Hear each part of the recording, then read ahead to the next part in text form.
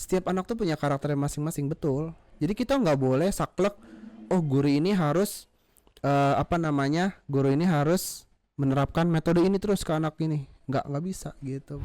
Kayak pengen ke mana nih, SMA mana nih gitu kan, saya bingung. Akhirnya orang tua memberikan saran lain atau mengusulkan, yaitu bisa begini ya, PR kuadrat tuh pendekatan dari luas persegi panjang. Nah, luas persegi panjang itu kan panjang kali lebar kan, Pak. Nah, saya pernah nih proses perkembangan dia, baik itu dari pribadinya dia, sosialnya dia dengan teman-teman, lalu juga belajarnya dia.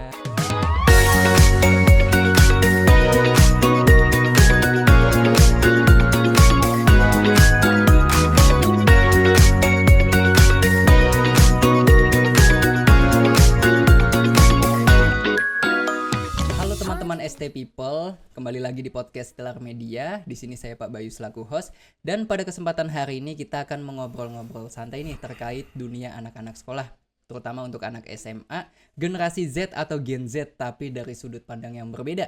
Berbedanya kenapa? Karena pada kesempatan hari ini kita kedatangan tamu yang sangat spesial sekali nih. Tentunya untuk anak-anak SMA di sini seharusnya sudah mengenal beliau ini siapa dan di sini sebagai guru apa. Tapi untuk intermezzo, pengenalan awal-awal, kita akan mengenal terlebih dahulu beliau ini siapa dan juga di sini sebagai guru apa sih, Pak? Oke, halo semuanya. Perkenalkan, saya Pak Pras. Ya, saya mengampu mata pelajaran yang sangat dicintai oleh siswa-siswa di sini, Pak. Apa tuh kalau boleh tahu mata pelajaran yang disukai siswa-siswa di sini? Wah, ini tentunya menarik ya untuk diajak berbicara tentang seputar matematika. Seputar matematika. Di sini dengan Pak siapa tadi? Dengan Pak Pras. Pak Pras. Lahiran tahun berapa, Pak? Waduh, ditanya kelahiran tahun berapa? Ya, kalau di sini saya masuknya kategori Gen Z ya. Generasi Z ya, dikatakan Gen Z lah. Saya itu, coba Bapak bisa ngitung nggak? Bisa dong, saya Bisa. jago matematika nih gini. Jebolan olimpiade nih. Yoi, olimpiade. Coba Sains, Pak hitung SMA. 5 × 2 kuadrat dikalikan 40, Pak. Berapa ya teman-teman? Oke, saya hitung coba ya. Tahun 2000, Pak. Widih, tepuk tangan teman-teman. Gila, jago banget Pak Bayu. Oke, Pak betul, Pras. betul. Oke, Pak Pras di sini kelahiran tahun 2000, artinya masih tergolong generasi Z ya. Ya. Artinya masih satu server nih sama Betul, anak-anak di SMA sekarang nih ya. Harusnya untuk pendekatan lebih mudah nih ya. Iya. Tapi sebelum kita masuk ke topik-topik yang mendalam, kita akan mengulik terlebih dahulu masa lalunya Pak Pras seperti apa ketika di SMA. Apakah beliau ini merupakan anak yang rajin, beliau merupakan anak yang berjiwa petarungkah, atau justru malah biasa-biasa aja, yang penting lulus? Kita akan mendengar pengalaman langsung dari beliau. Ya, oke. Menarik nih teman-teman. Kalau ditanyakan anak yang seperti apa, jujur saya waktu masa-masa sekolah itu ya, seperti kalian saat ini di masa-masa SMA gitu ya, itu saya tipikal anak yang tidak menggebu-gebu mengejar sesuatu. Jadi dalam artian apa? Oh, saya harus mendapatkan nilai yang 100, 90 dan sebagainya. Nah, saya yang penting ya udah mendapatkan nilai di atas KKM. Oke, saya sudah bersyukur gitu kan. Nah, saya memulai seperti anak yang ambis itu ya pas jenjang kuliah, teman-teman. Jadi seperti itu sih, Pak. Waktu zaman sekolah sih ya saya termasuk anak yang biasa aja sih. Jadi kayak tidak terlalu mengejar sesuatu yang saya harus dapat ini, saya harus dapat ini gitu. Oke, dulu Bapak kalau boleh tahu SMA atau SMK sih, Pak? Nah, menarik nih teman-teman. Saya itu dulu mungkin teman-teman yang udah tahu ya beberapa ya. Saya itu dulu lulusan dari SMK, Pak. Oh, di SMK. Ya, SMK gitu. Terus jurusannya itu malah saya ngambil jurusan farmasi gitu. Jurusan farmasi ya. Betul. Dulu kan ceritanya setelah lulus SMP gitu ya. Kan dulu masih ada zaman-zaman yang masih UNBK ya. UNBK itu kan ujian nasional berbasis komputer. Ya, kalau sekarang kan itu ya teman-teman, zaman sekarang tuh kan udah nggak ada ya. Kalian tuh berbasis ujian sekolah lah istilahnya. Nah, saya waktu itu jaminan untuk masuk ke SMA ya itu adalah yang negeri lah khususnya gitu kan. Itu adalah melalui nilai rata-rata UNBK itu, atau istilahnya NEM lah, dikatakan dulu namanya NEM. Nah, nilai saya itu waktu itu NEM saya nggak tinggi banget, nggak rendah banget, standar lah buat saya ya, middle. Nah tapi ketika saya mau masuk ke SMA yang saya inginkan, jurusan yang bukan jurusan ya, SMA yang mau saya tuju di Jakarta. Kenapa? Saya pertimbangannya jarak antar rumah ke sekolah tuh deket gitu kan. Nah itu saya kepental. Jadi kayak apa ya? Rata-rata di sana tuh tinggi-tinggi Pak. Jadi kayak dimulai dari 37, 38 sampai 40. Bayangin Pak. Seambisius itu sekolah itu gitu loh. Jadi ya nggak salah juga sekolah itu dikatakan sekolah apa ya paling favorit lah di zaman itu ya. Nah pada akhirnya saya waktu setelah apa ya kayak kebingungan lah, ada masa-masa kebingungan kayak pengen ke mana nih, SMA mana nih gitu kan, saya bingung. Akhirnya orang tua memberikan saran lain atau mengusulkan yaitu di SMK. SMK apa namanya? Salah satu sekolah di Bandung. Nah, waktu itu saya tuh belum paham bedanya SMK sama SMA. Nah, ketika sampai di sana, itu kan pertama kali saya tuh merantau ya Pak. Jadi kayak wah bakal kayak gimana gitu kan. Nanti saya ngekos dan sebagainya, saya sendirian, jauh dari orang tua, itu kan pasti bakal mengalami hal-hal yang sebelumnya nggak pernah pernah dialami tapi masih ada orang tua, tapi ini gimana kalau nggak ada orang tua gitu kan. Jadi masa-masa sulit itu tuh sudah terbayangkan sama saya gitu loh. Nah akan tapi pas sudah sampai sana, oh ternyata saya masuk ke SMK, jurusannya adalah farmasi. Nah pada saat itu saya belum tahu nih farmasi itu apa sih gitu kan. Saya cari Google gitu kan, coba searching gitu. Oh ternyata farmasi itu belajar kayak apa ya, meracik obat gitu loh. Nah bikin obat dan sebagainya, yang pada akhirnya kan tujuannya adalah menjadi seorang apoteker atau tenaga kefarmasian gitu lah waktu itu kan. Nah terus seiring berjalannya waktu masa-masa SMA itu SMK itu pas kelas 10 lah, saya ingat tuh kayak passion saya tuh justru nggak di matematika Pak dulu, malah kayak dulu ya standar lah nilai matematika saya ya waktu zaman SMP gitu kan. Tapi entah kenapa di zaman SMK ini passion saya tuh muncul ada di fisika dan matematika tuh. Aneh kan? Padahal kita belajar diajarkan ya dibentuk lah untuk punya skill gitu kan, meracik obat dan sebagainya gitu kan. Nah tapi ya rencana Tuhan beda gitu loh. Pokoknya entah kenapa waktu itu saya inget masa kelas 10 itu ya ulangan harian pertama gitu kan Pak. Ini saya nggak bermaksud sombong. Waktu itu ulangan harian saya tuh tidak belajar SKS gitu ya. Ada kan anak yang kayak dia nggak suka mata pelajaran ini, ayo udah belajar SKS aja. SKS atau itu bahkan sistem kebut semalam Pak. Iya betul, sistem kebut semalam kan ada kayak gitu pasti kan. Nah saya tuh tipikal anak yang belajarnya nyicil. Udah tahu nih sama guru ini minggu depan ulangan gitu ya, di hari ini ulangan, apa di hari minggu depan tuh ulangan. Nah saya belajar nyicil. Nah notabene saya dulu waktu di SMP tuh nggak terlalu terobsesi lah, nggak terlalu obsesi dengan fisika gitu kan. Nah di mata pelajaran fisika ini saya menyukai gurunya Pak. Jadi kayak peran guru nih sebenarnya penting juga ya, kayak anak ini tuh bakal suka dengan apa yang diajarkan gurunya kan tergantung gurunya, betul kan? Betul. Nah pengaruh itu sangat-sangat pengaruh. Nah waktu saya menyukai fisikanya juga menyukai gurunya, dalam artian guru ini tuh berkesan lah buat saya gitu ya. Jadi Dari kayak cara mengajarnya kan dari cara ngajarnya, dia orangnya lucu dan sebagainya gitu ya. Kayak ya benar Pak. Jadi kayak fisika nih bisa dilawakin sama dia. Jadi kayak ada aja yang dibikin lawak sama dia tuh. Jadi makanya itu menjadi insight menarik buat murid gitu loh. Nah jadi singkat cerita waktu itu ada ulangan harian gitu kan, saya belajar nyicil gitu kan. Nah dibagi nih kertas ulangannya, oh nilai saya segini gitu kan, hampir sempurna lah, katakanlah hampir sempurna, nggak 100 ya. Nah saya tanyalah teman-teman saya gitu kan di saat itu, berapa nilainya, terus abis itu oh pada jelek ya gitu kan. Terus kayak siapa nih yang bagus gitu, nggak ngatain jelek, maksudnya kayak apa sih siapa ya yang setidaknya itu lebih tinggi atau bahkan nilai sempurna gitu kan. Nah ternyata nggak ada. Terus akhirnya saya jadi famous tuh saat itu. Jadi paling tinggi satu angkatan. Nah terus perasaan saya nggak, ya kasarannya gini ya teman, pasan gue dulu nggak yang seambis itu belajar gitu, kayak biasa aja ya. Guru memberikan pengajaran apa, dicatat dan sebagainya, dipelajari ulang, terus latihan soal dikerjain lagi kan. Nah ya udah, terus pas dikasih soalnya pun soalnya mirip gitu loh apa yang diberikan latihan gitu kan. Nah mungkin kan ya namanya basic apa sih, skill orang beda-beda ya.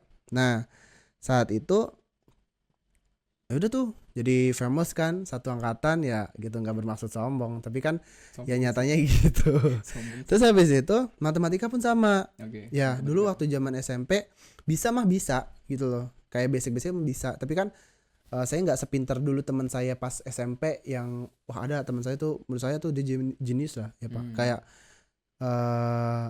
apa namanya, Nggak belajar tetap oh dapat 100 gitu ya. iya kayak gitu, kayak aneh kan, kayak dia cuma apa ya diem aja atau aktif tuh aktif gitu kan, cuma kan kayak ya namanya cara belajar orang beda-beda dan anugerah orang tuh beda-beda kan.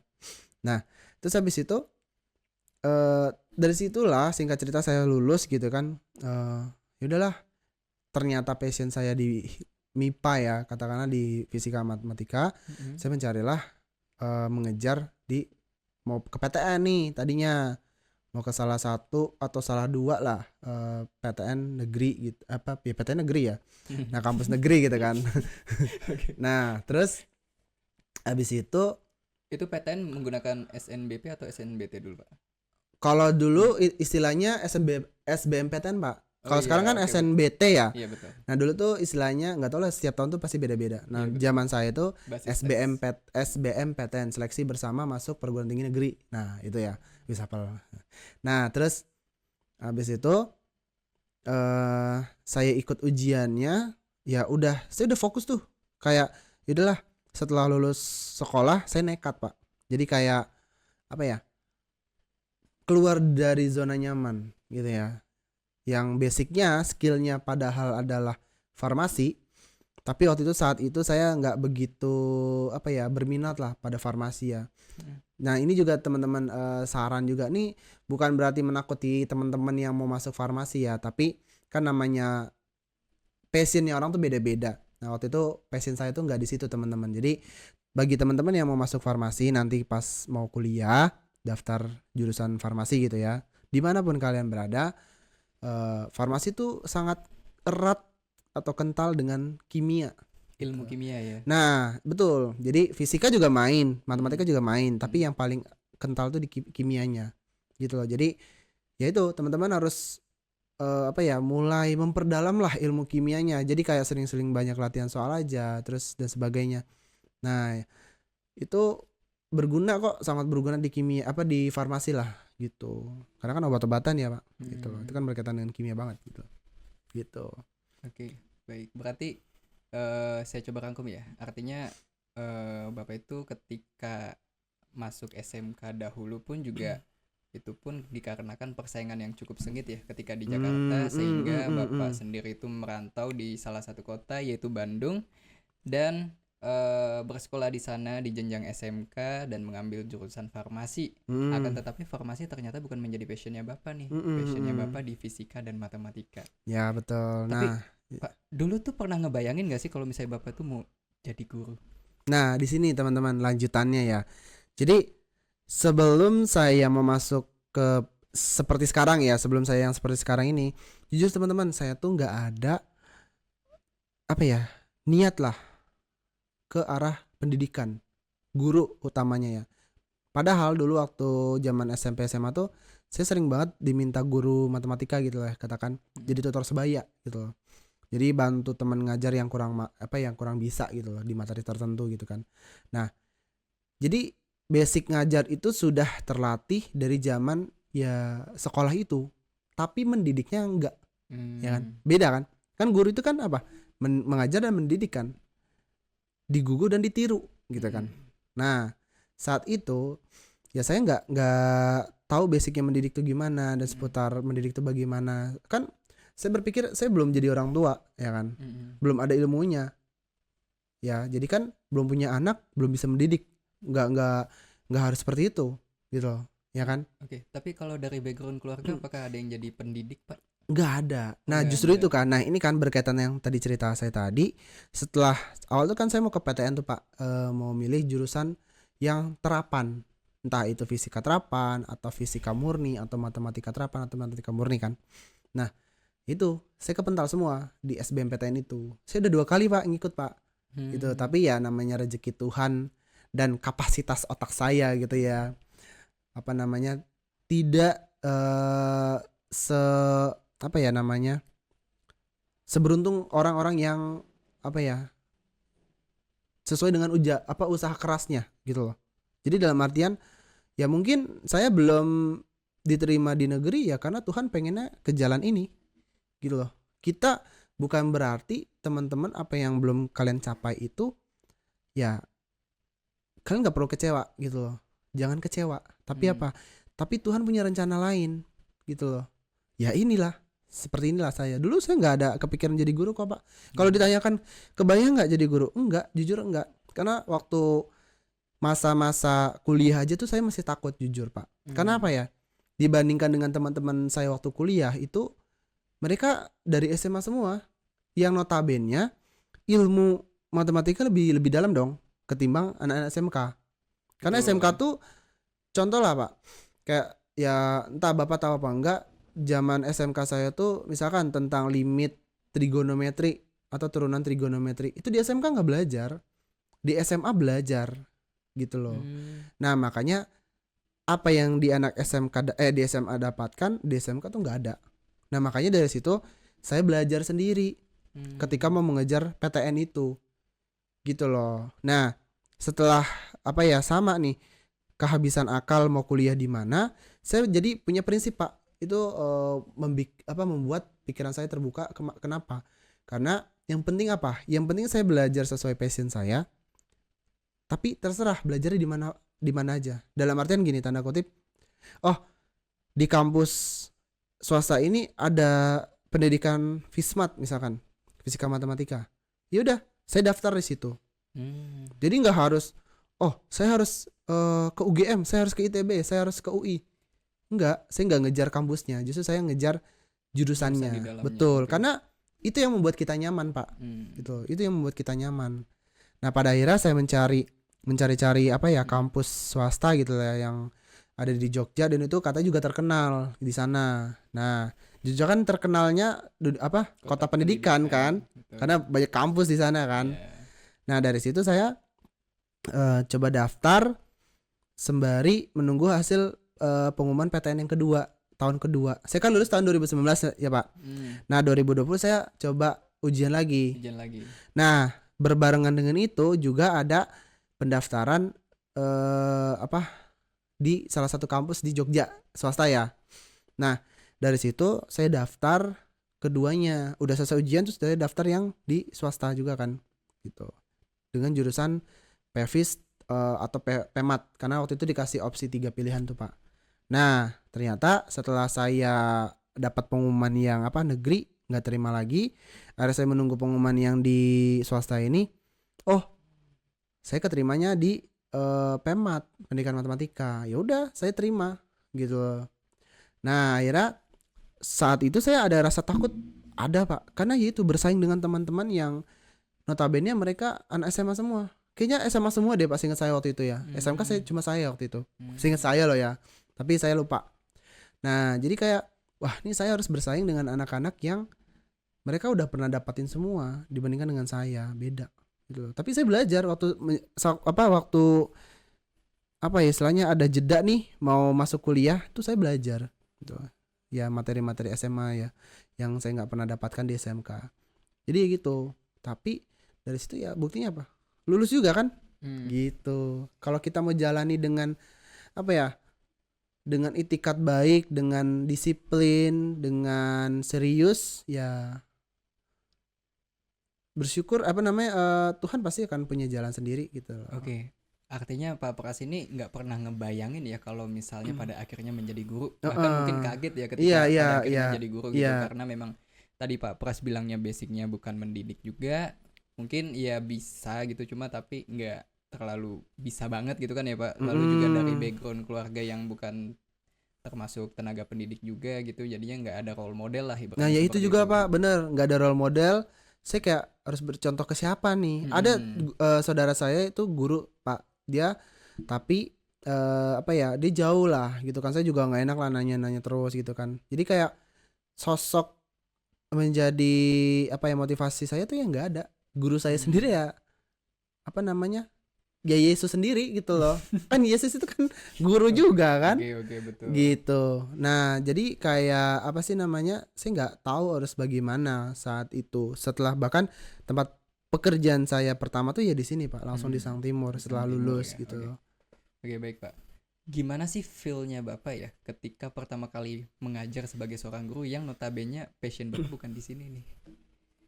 Oke, eh wait Pak, notabene bukan apa, passionnya tuh gimana Bukan maksudnya? passion, maksudnya kan tadi Bapak bilang untuk mendidik itu kurang bisa gitu. Tapi Iya, pada akhirnya kan Bapak menjadi guru. iya, iya, Ya notabene kan harus mendidik kan ya. iya, betul, betul. Tapi itu di luar dari passion Bapak. Nah, feel-nya gimana pas pertama Nah, kali? itu dia, skill untuk mendidik itu memang menurut saya ya, di kuliahan itu ada mendidik tuh pernah, tapi kan pada saat magang gitu kan. Pada saat dulu kita mengenal istilahnya namanya PLP gitu kan. Pengenalan lingkungan apa, persekolahan gitu kan. Mm-mm. Nah, Magang gitu, Pak. ya kayak semacam magang lah kalau bahasa umumnya. Nah, itu kan ruang lingkupnya di sekolah, tapi pada saat itu kita masih dibimbing apa, saya masih dibimbing, masih ada dosen pembimbing, masih ada guru pembimbing di sana gitu kan. Nah, artinya apa? Kita masih diemong nih, masih digendong lah katakannya. Nah, sekarang udah masuk ke dunia kerja, udah lepas kan? Gak mungkin dong dari tangan mereka lagi. Justru itu kan kita udah dibekali selama 4 tahun kan. Nah, kalau ditanya feel-nya gimana, perasaannya gimana? Ya takut, awal takut. Takut. Iya, takut apa? Banyak hal. Pertama, dari segi contoh. Saya takut nggak bisa kasih contoh yang baik. Saya takut apa ya, keceplosan ngomong kasar misalkan gitu ya. Takut marah-marah. Takutnya banyak, segala hal Hmm. takut banyak. Padahal di Alkitab diajarin apa?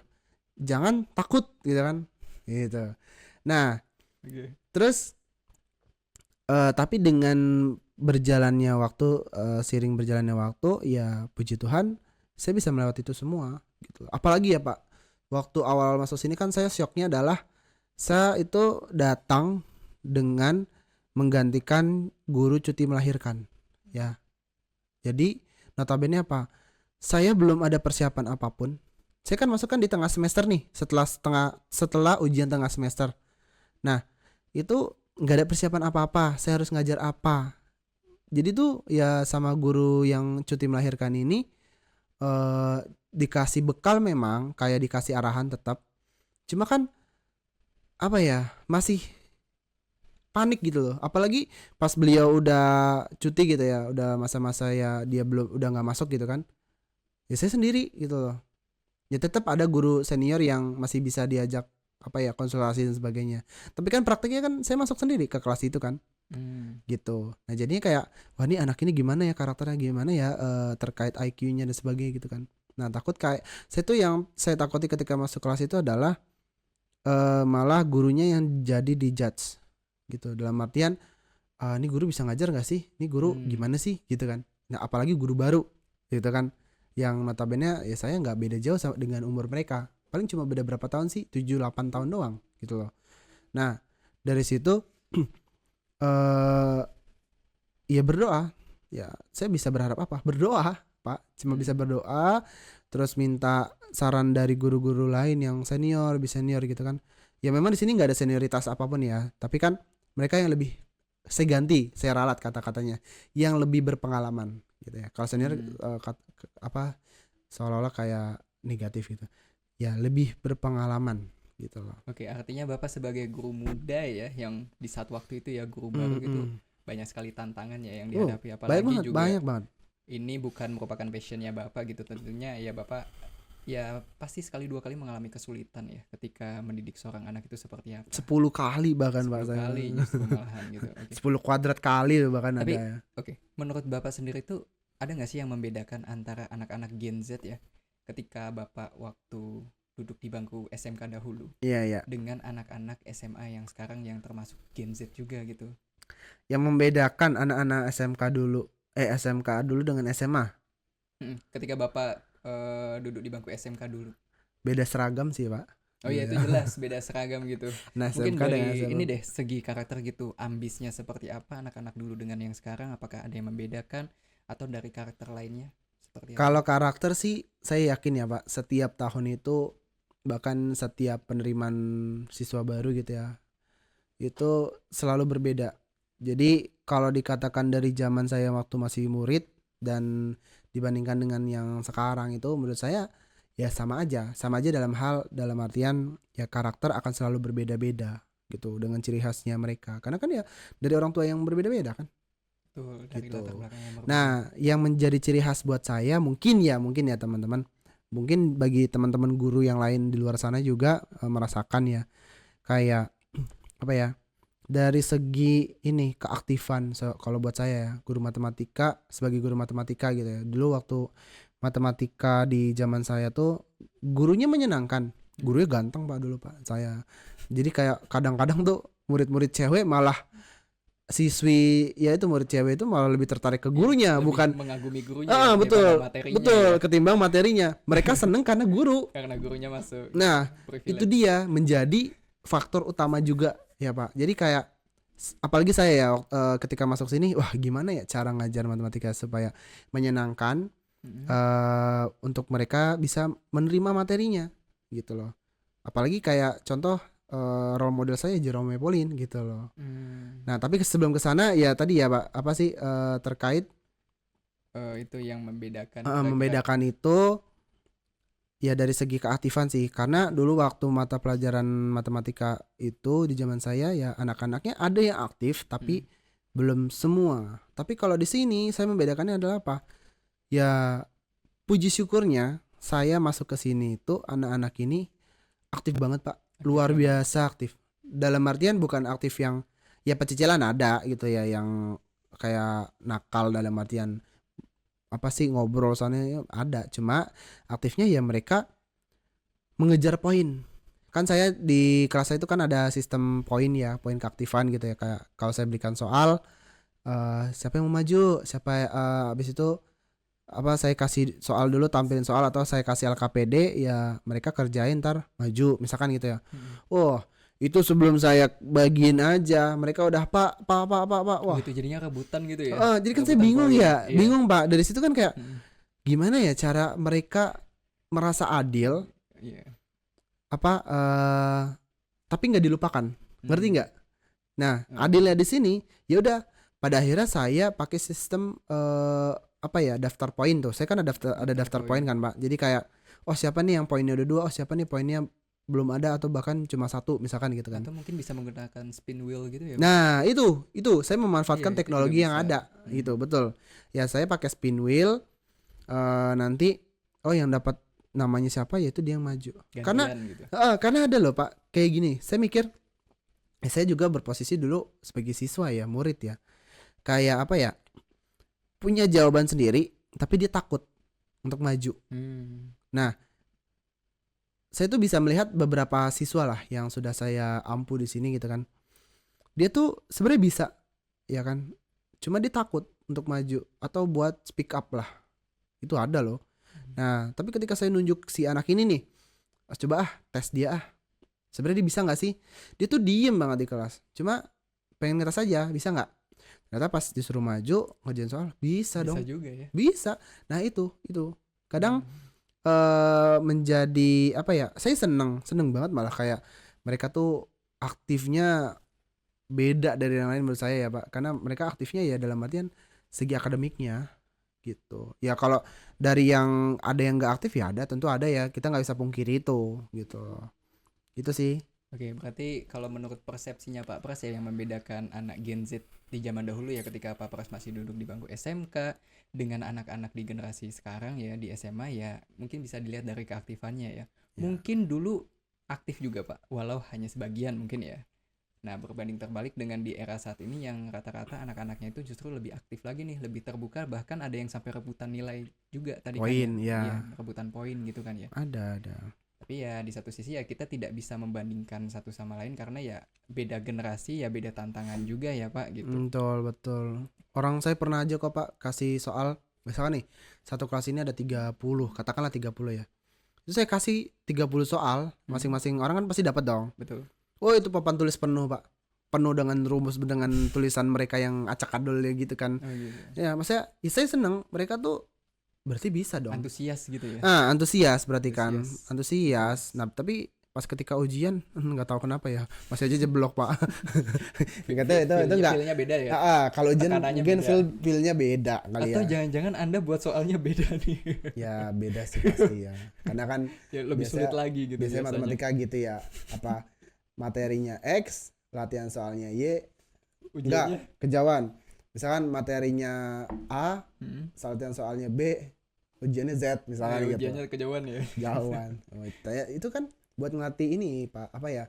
Saya kan mengintegrasikan apa ya? Kecakapan abad 21 yang sekarang. Itu ada contohnya itu berpikir kritis ya. Baru gitu. Atau kita mengenalnya dimensi 8 apa sih? Profil lulusan itu loh yang sesuai kurikulum Merdeka kan. Kan ada yang berpikir diajak berpikir kritis. Nah, itu di situ kan saya memberikan latihan apa ya? Bukan latihan soal ujian yang berbeda dari latihannya ya karena ya saya menerapkan apa yang diajarin di kuliah gitu. Saya nggak bisa dipungkiri loh Pak, waktu kuliah aja saya pernah dapat nilai jelek, pernah, tentu pernah. Cuma kan dosen itu kan ingin mengetes gimana sejauh mana kita berpikir kritis gitu loh. Nah, saya terapin lah ke siswa juga sama. Ya saya nggak masalah ya mereka belum bisa sejauh itu untuk berpikir kritis. Contoh ya, artinya kan udah tahu nih siapa yang belum bisa memikirkan atau menyelesaikan suatu permasalahan di matematika dengan caranya dia sendiri gitu. Oke, baik. Menarik ya. Anak-anak juga diajak untuk berpikir kritis ya di era sekarang. seperti itu. Betul Oke. betul. Tapi Bapak tahu nggak di era sekarang juga itu ada istilah Apa tuh? yang beberapa orang mungkin sudah mulai mendengar ya istilah ini yaitu strawberry generation, Pak. Oh, strawberry merah itu Pak? Bukan buah, Buah. Pak, bukan buah. Bukan. Strawberry generation itu artinya ya mungkin Bapak sempat mendengar mental health, mental issue gitu, atau mungkin ketika Bapak menjadi guru matematika ya, kalau kita dulu ditegur sama guru kan ya, itu kita pasti bakal menerima gitu. Kalau kita dikasih nasihat itu pasti bakal diterima sama kita gitu. Iya. Untuk anak-anak sekarang itu perlu hati-hati Pak, karena beberapa dari mereka mungkin akan ada yang nggak terima gitu, ada yang merasa sedih dan lain sebagainya gitu. Nah, menurut persepsi Bapak kira-kira strawberry generation itu masih relevan nggak sih di zaman sekarang ya untuk anak-anak Gen Z sekarang gitu dari sudut pandang guru matematika nih? Saya memikirkan strawberry beneran ya Pak. Strawberry. Bukan. Ya kan enggak, karena kan Nanti saya beliin Pak strawberry. Oh iya siap. Karena kan konsistensi. Asik, konsistensi itu bahasa farmasi sebenarnya Pak. Tahu nggak konsistensi itu apa Pak? Konsisten. Bukan. Nggak tahu. Konsistensi itu apa ya, terkait si benda ini tuh dia cair, padat, itu kan. Seingat saya itu dulu ya.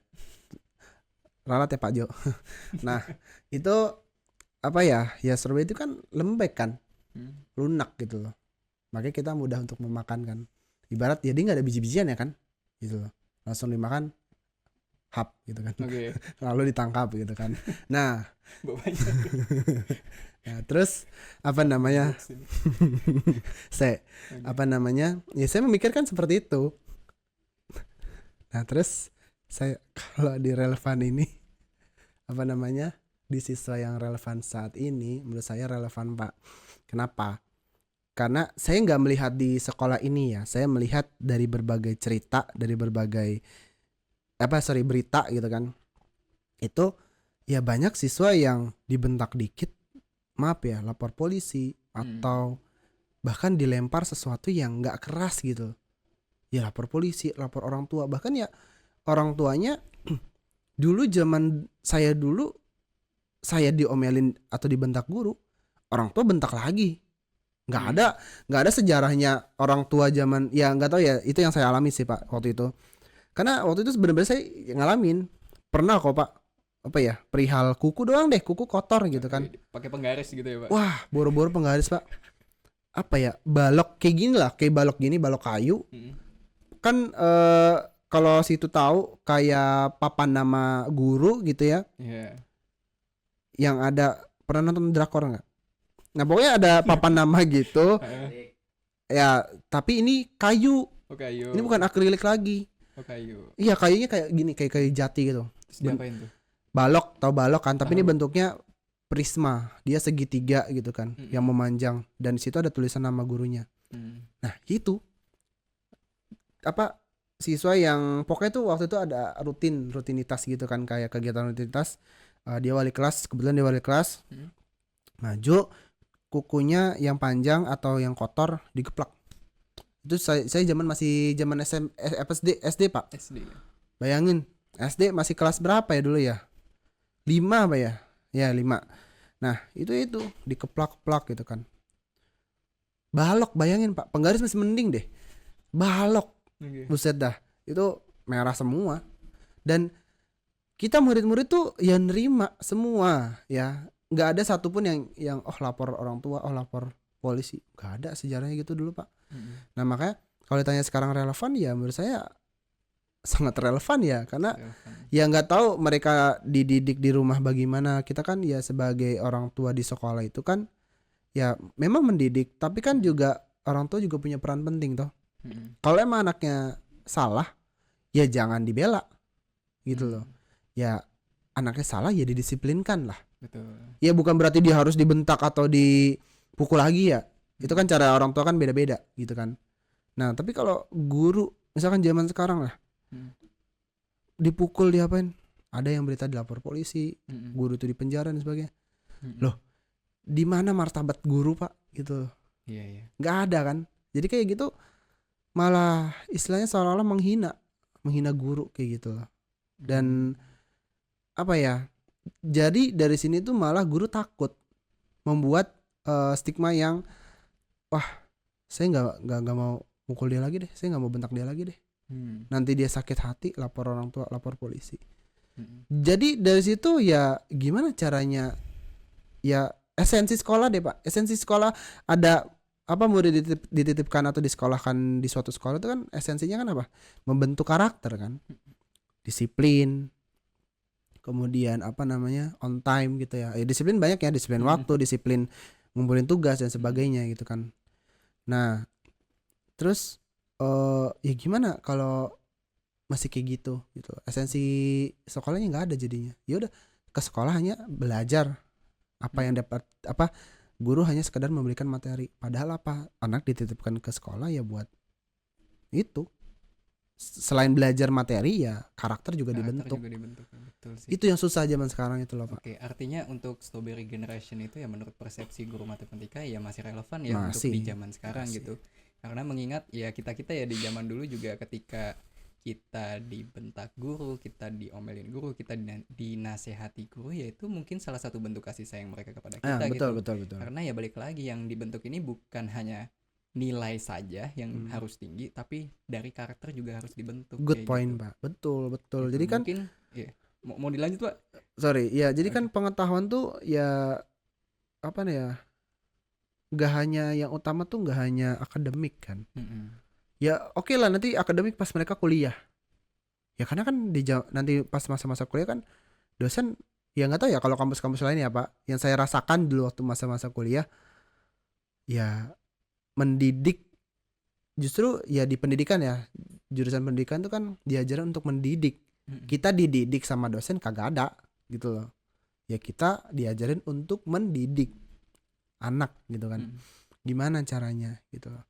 Yes, kenapa? Karena kan udah masuk dunia perkuliahan, namanya juga mahasiswa, bukan siswa lagi. Ada kata mahasiswa. Di dunia di dunia ini hanya ada 2 Pak yang pakai maha Pak. Maha kuasa. Mahasiswa maha kuasa kan? Iya, maha apa lagi coba? Mahabharata. Betul, iya lagi nggak kepikiran lagi ya saya. Ya pokoknya itu Pak. Jadi apa namanya, konteksnya kalau untuk manusia itu kan dewa kayaknya ya. Ya itulah mahasiswa dan maha kuasa gitu. Nah artinya apa? Mahasiswa ini udah punya kemerdekaannya sendiri, udah punya apa ya namanya, aturannya sendiri Oke, gitu. artinya ini merupakan tantangan yang perlu dilihat ya oleh guru-guru di zaman sekarang ya. Mungkin boleh Hmm. menggunakan sistem di zaman dulu, tapi ya perlu pertimbangan lagi dan Hmm. caranya mungkin agak diubah gitu untuk anak-anak di Iya. zaman sekarang supaya dari sisi si anak pun tidak sakit hati seperti Nah, itu. itu gimana caranya tuh PR banget, Pak. Itu Biar PR sih duh, buat kita. anak ini sebenarnya salah misalkan gitu. Itu gimana ya caranya nih anak biar nggak sakit hati gitu kan. Hmm, Gimana caranya dia nggak tersinggung ya gitu. iya kayak gitu. Oke, lalu apa ya? Terkait media sosial deh, Pak. Oh, Ya medsos. medsos kan Oke. ya balik lagi ya di era teknologi saat ini ya perkembangan medsos gitu ya sudah semakin maju ya, Hmm. baik itu guru dan juga siswa yang terus-terusan untuk beradaptasi ya terkait Iya, iya, perkembangan media iya. sosial ini. Menurut Bapak dari segi persepsi ya, ya Persepsi. persepsi Bapak sebagai guru matematika gitu, sejauh mana sih media sosial ini tuh berdampak positif bagi peserta didik? Mungkin dari metode pembelajarannya Bapak dengan media sosial ini ya sangat relevan gitu dan berguna sekali media sosial ini. Oke. Ini untuk sudut pandang untuk siswa atau guru juga? Dari guru juga, dari Guru, Bapak sebagai guru deh. guru dan siswa ya, saya Mm-mm. katakan ya. Ya, kalau untuk siswa atau murid sendiri ya, Pak, positifnya itu adalah banyak ya sebenarnya ya. Kita nggak berbicara yang negatif dulu. Positifnya tuh ada, Pak. Jadi kayak misalkan nih, Mm. bagi mereka yang suka matematika gitu kan. Nah, mereka tuh follow atau mengikuti akun gitu kan, salah satu akun yang berkaitan dengan matematika atau sains gitu kan. Nah, dari situ ada loh yang mereka tuh nge-DM saya, Pak. Jadi kayak ada siswa yang nge-follow IG saya gitu kan misalkan.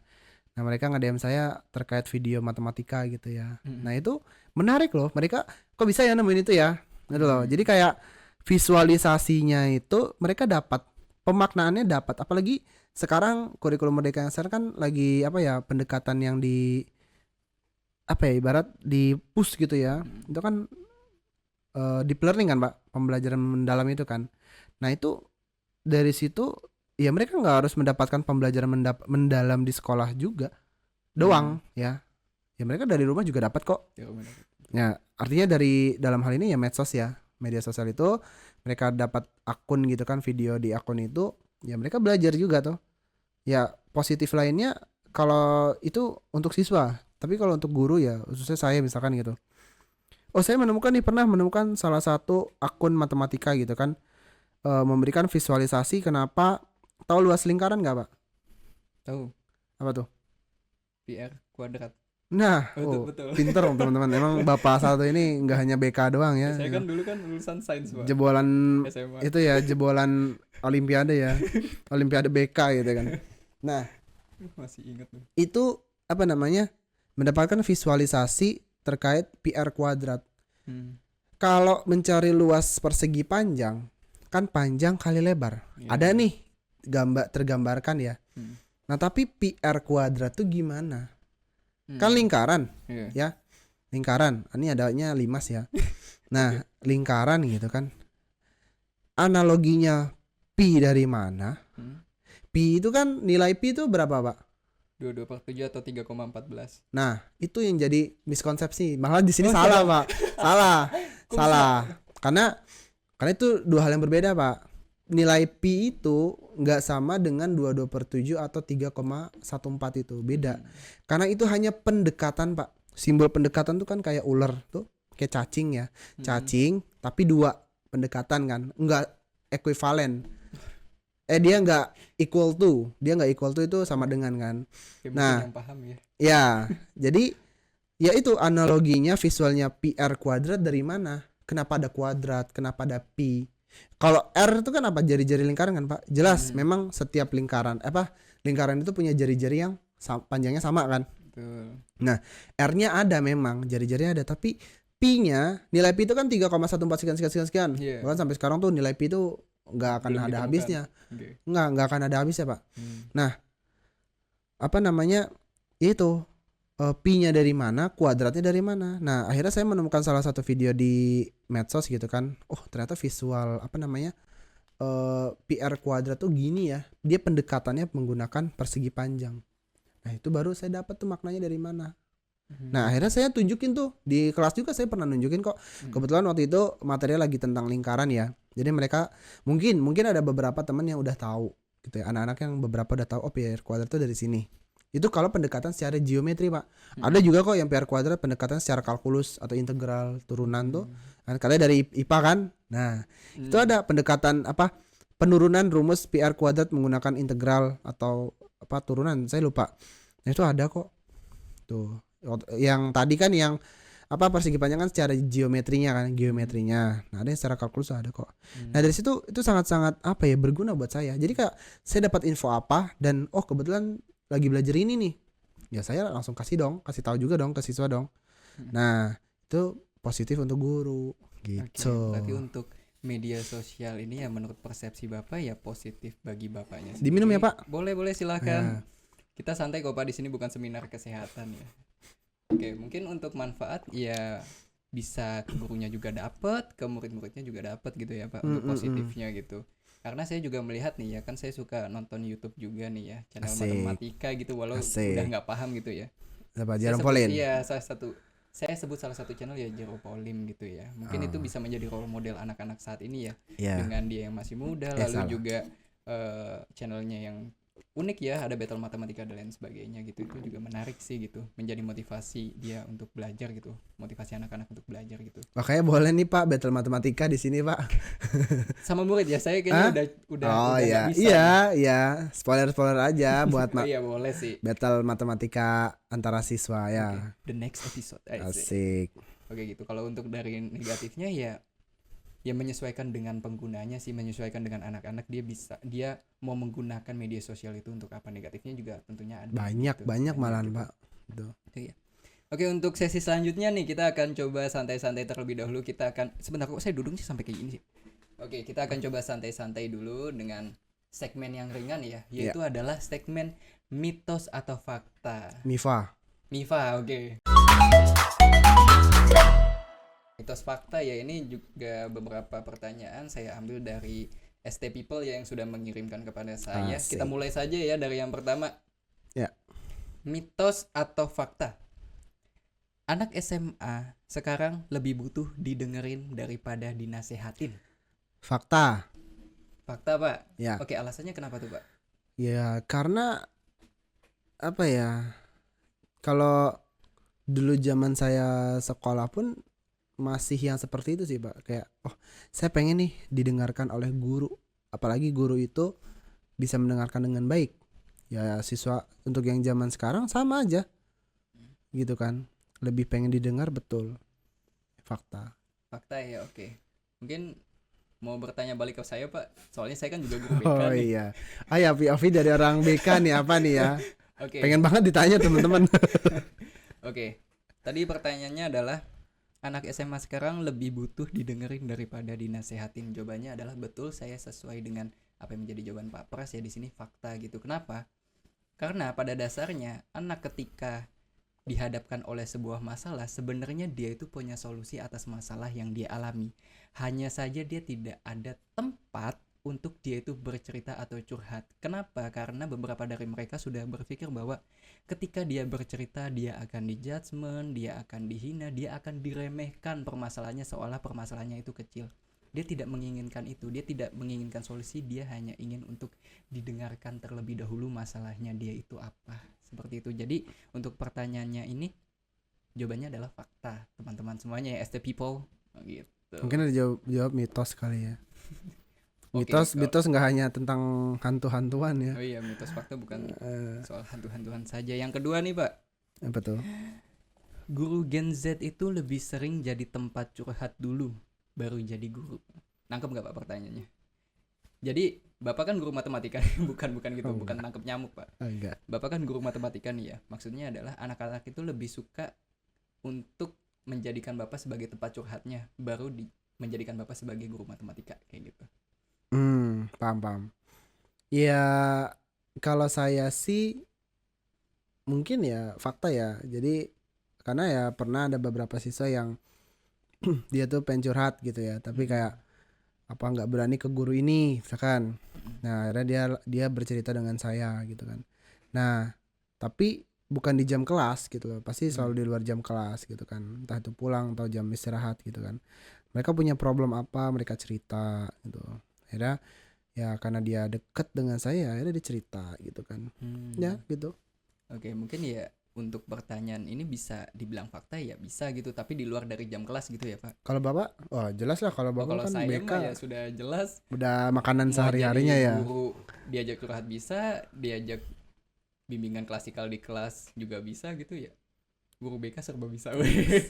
Tadi jam matematika nggak bisa. yang itu udah lupa Pak, Oh, yang udah itu udah lupa. lupa caranya.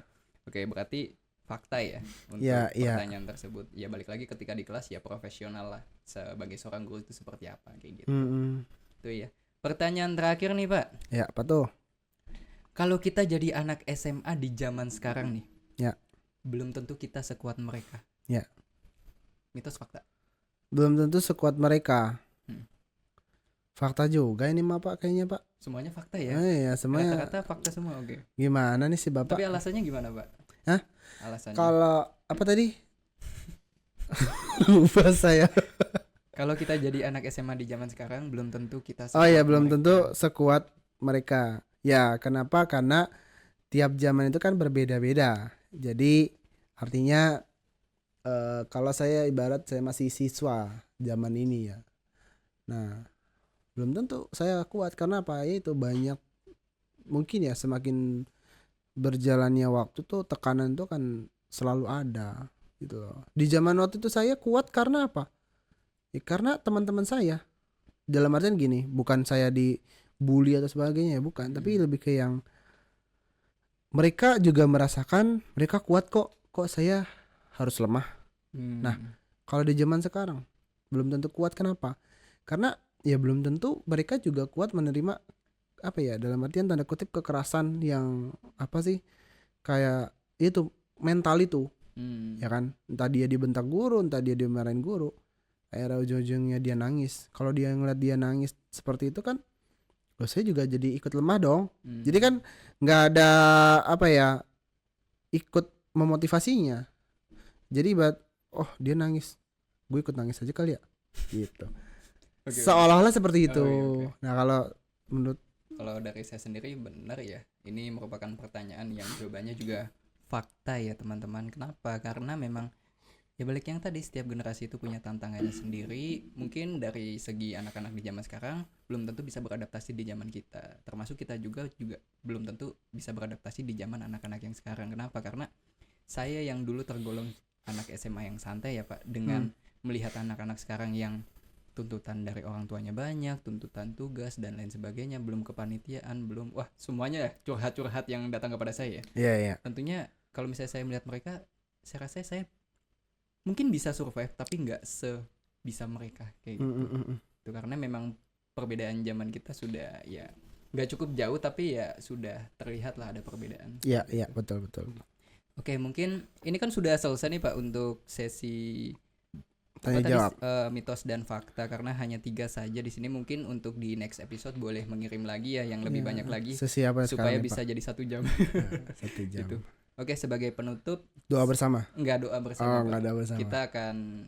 Saya akan coba bacakan kata-kata motivasi yang Asik. saya ambil dari satu kutipan ya. Tapi lupa namanya siapa. Tapi ini menarik Pak. Setiap generasi itu punya cerita dan perjuangannya masing-masing. Ingat ya. Asik. Dan tugas guru itu bukan membandingkan, tapi menemani anak tersebut, menemani proses dia berkembang, baik dari pribadinya dia, sosialnya dia dengan teman-teman yang lain seperti apa, lalu juga dari segi belajarnya dia hingga karir dia ke depannya seperti apa. Nah, itu. setuju Pak. Saya juga punya satu quotes ya. Saya jadi keinget nih Pak, salah satu quotes dari Albert Einstein. Itu Oh, sudah disiapin, Pak? Ntar dulu saya search dulu Pak. Wait. Apa ya, pokoknya ini saya ingat banget karena beliau ini salah satu role model saya dulu yang menginspirasi saya tentang fisika ya. Jadi role model saya ya Albert Einstein ini. Relativitas. Jadi ya tentang relativitas. Jadi tapi ini bukan tentang itu ya. Kutipannya gini. Everybody is a genius, but if you judge fish by its ability to climb a tree, it will live its whole life believing that it is stupid. Jadi maksudnya apa? Kita nggak bisa ngejudge ikan dari kemampuannya untuk memanjat sebuah pohon, ya kan? Mm-mm. Ya, karena kan ikan apa? Berenang kan? Berenang. Kemampuannya berenang kan? Mm-mm. Jadi dalam artian gini, setiap pribadi kalau kita bukan analogi kan ya, kita terapkan di ini kehidupan manusia gitu kan. Setiap anak itu kan punya kemampuannya masing-masing. Ya, ikan punya kemampuannya apa? Berenang. Masa dia suruh manjat pohon, nggak mungkin kan? Yang bisa kemampuan manjat pohon apa? Monyet gitu kan? Mm-mm. Apa tuh namanya, tupai dan sebagainya gitu kan. Mereka punya kemampuannya sendiri. Nah, sama halnya kayak siswa, mereka punya kemampuannya masing-masing. Jadi jangan sampai saya sebagai guru harus, kamu harus nerapin rumus ini, kamu harus pakai cara saya gini-gini. Saya selalu bilang kok ke mereka kayak, saya tuh nggak menilai nilai akhir. Ya, saya tuh menilai proses kalian gimana caranya. Ya memang misalkan satu materi rumusnya itu doang misalkan. Nah, tapi kan penyelesaiannya atau kata-katanya kan berbeda. Ya kan? Saya selalu mengajarkan mereka untuk menulis diketahui, ditanya, jawab. Dan jadi kesimpulan kan. Memang kan secara struktur begitu. Tapi kan ada aja siswa yang malas lah, ya kan? Enggak ditulis ketahui, enggak ditulis ditanya, langsung jawaban, kesimpulan aja nggak ada gitu kan. Nah, itu kalau kenapa saya ngajarin gitu, Pak? Karena waktu di kuliahan saya tuh pernah dikasih tahu dosen saya tuh dengan adanya langkah-langkah seperti itu bagi orang awam yang bukan orang ranah-ranah pendidikan gitu, matematika gitu, ya mereka ini apa sih maksud soalnya gimana memangnya, penyelesaiannya ada, tapi soalnya gimana, persoalannya gimana gitu loh. Ya sama hal aja kayak bapak tadi, betul ya yang coach tadi punya yang anak itu punya caranya atau solusinya sendiri, ya kan? Memang betul, tapi kan setiap ada anak yang konsultasi ke bapak kan pasti selalu ditanyakan masalahnya apa, ya toh, kamu kenapa? Itu kan akar dari semuanya kan. Sama matematika, tiba-tiba ada yang nulis langsung bla bla bla bla bla, udah misalkan gitu. Mereka walaupun hanya sepele gitu ya Pak, nulis diketahui, ditanya, jawab, sepele itu kan sedikit, itu kan padahal jadi poin buat saya, buat mereka mau nggak nulis sepanjang itu. Oke, artinya gitu. Menjadi seorang guru itu ya seperti yang tadi saya bilang, tidak membanding-bandingkan siswa, karena setiap siswa itu punya caranya keunikan masing-masing, diri, punya potensi dan caranya masing-masing ya. Betul. Ketika menuntaskan suatu permasalahan gitu. Ya. Tinggal kita sebagai guru gimana caranya untuk menemani dan mendampingi anak tersebut. Betul. Jadi itu tadi, don't judge a fish by its ability to climb a tree gitu kan. Nah, itu menarik sih itu kata-katanya dari Albert Einstein ya. Bisa dicatat ya teman-teman. Oke, baik. Terima kasih Pak Pras atas. Udah selesai Pak? Iya sudah. Waduh, sayang. Next episode lagi ya, karena saya mau sudah kehabisan kata-kata lagi nih.